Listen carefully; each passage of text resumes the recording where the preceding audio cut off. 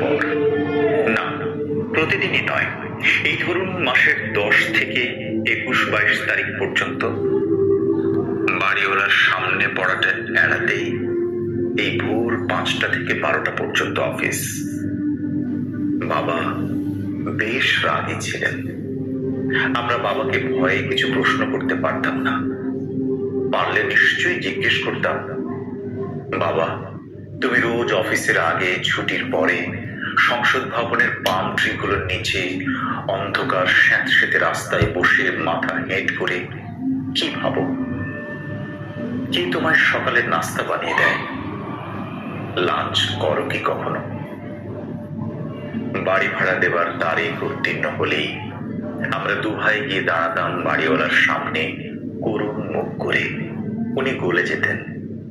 এই হঠাৎ করুণ মুখ করার ব্যাপারটা আমরা বেশ ভালোই রপ্ত করে ফেলেছিলাম। মোটর বাইক পাশ কেটে বের হলেই আমি হা করে চেয়ে থাকতাম। একদিন বাবা বলেছিলেন, শোনো আব্বা, নিম্ন মধ্যবিত্তের স্বপ্ন দেখারও একটা লিমিট থাকে রে বোকা।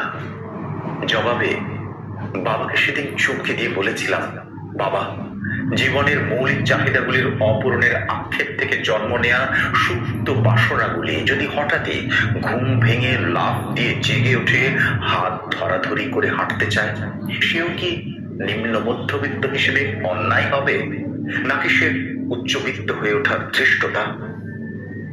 বলেই ভাবলাম, কি যে সব ভুলভাল বকে ফেললাম বাবার সামনে।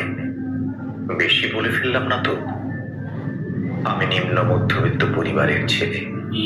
শিক্ষা, সততা আর আদর্শই যাদের একমাত্র সম্বল, তাদের অন্তত বাবার মুখের উপর এমন বাগ্মিতা মানায় না। গলির মুখে 3 রাস্তার মোড়ে কার্তিক বাবুর মুদির দোকান। তোমাকে ভয়ে কোনোদিন বলিনি বাবা। ভীষণ হাস্যোজ্জ্বল লোকটির মুখ আষাঢ়ের আকাশের মতো গোমড়া হয়ে যেত আমাদের বাঁকের স্লিপ ধরা হাতগুলো দেখলেই। একটা লজেন্সও কোনোদিন চাইতে পারেনি বাকির খাতার কারণে।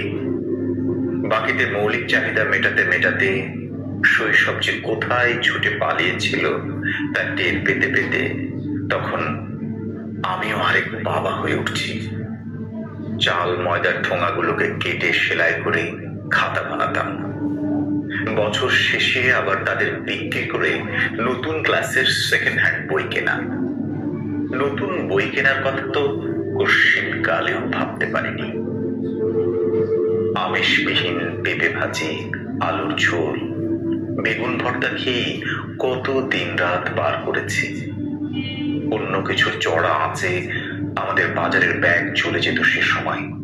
অন্য কিছুর সামর্থ্য ছিল না বলে ঈদে পরবে কদাচিৎ জুটেছে ফার্মের মুরগি। আমাদের পিঠোপিঠি 2 ভাইয়ের জন্য একটি শখের জিন্স প্যান্ট কিনতে পেরেছিলাম 300 টাকা খরচ করে, তাও 1 মাসের একটি টিউশনির বেতন দিয়ে। মা সেটা আলমারিতে তুলে রাখতেন। যদি কোথাও দাওয়াত পড়তো আমরা ভাগ করে নিতাম কে গায়ে হলুদে যাবে সেটা পরে, আর বরযাত্রী কে হবে। এমন কোনো অনুষ্ঠান ছিল না যে আমরা 2 ভাই একসাথে গিয়েছি।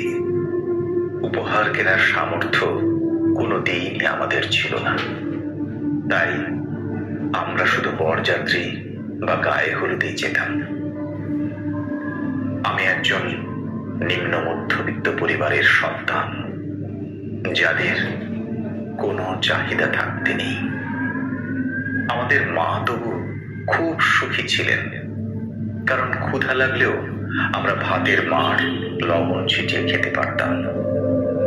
তখনও মাছের কাঁটা বেছে খেতে শিখিনি। মাও সে কথা জানতেন। দুষতেন দারিদ্রতাকে। আমি দিব্যি পটলের তরকারি দিয়ে আয়েশ করে খেয়ে ওঠার ভান করাটা শিখে নিয়েছিলাম। স্কুলের টিফিনের জন্য জেদ করেছে কিনা ঢের সন্দেহ আছে।